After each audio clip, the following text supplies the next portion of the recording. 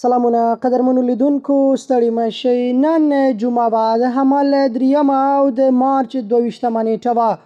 تاسې له افغان پلس یوټیوب چینل څخه د نن ورځې مهمو او وروستیو خبرونو ته غوږ یاست. پاکستان په خوست او پکتیکا کې ملکي او پوځي تاسیساتو ته زیان رسول رد کړل. د پاکستان بهرنیو چارو وزارت ویاندې ممتاز زهرا بلوچ رسنیو ته په خبرو کې ویلي چې په خوست او پکتیکا کې د پاکستان په وروستیو هوایي بریدونو کې ملکي خلک او د افغانستان پوځ تاسیسات او غړي نه دي ویشتل شوي. هغې زیاته کړې چې پاکستان د افغانستان ځمکنۍ بشپړتیا او خپلواکۍ ته درناوی لري. کندهار کې د تیرې ورځې برید غبرګونونه راپورته کړي.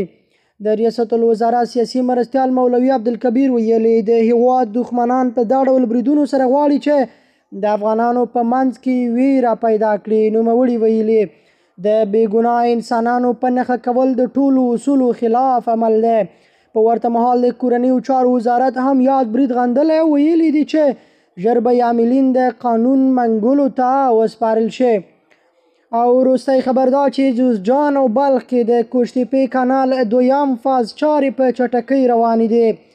د کوشتیپې کانال د پروژې مسؤلینو ویلي چې د دغې پروژې د 2م فاز کارونه په جوزجان او بلخ ولایتونو کې ډیر په چټکۍ سره روان دي او تر دې دمه یې 3% کارونه پر مخ تللي دي.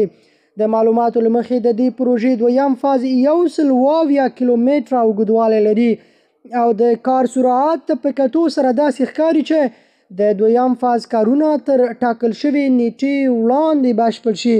په ورته وخت کې یو شمېر بزګران او د ځمکو خاوندان چې د دغه کانال سره نږدې پر کرکیله بوختي خوښي څرګندوي چې د دغه کانال تر جوړېدو وروسته به یې په حاصلاتو کې د پام وړ زیاتوالی راشي.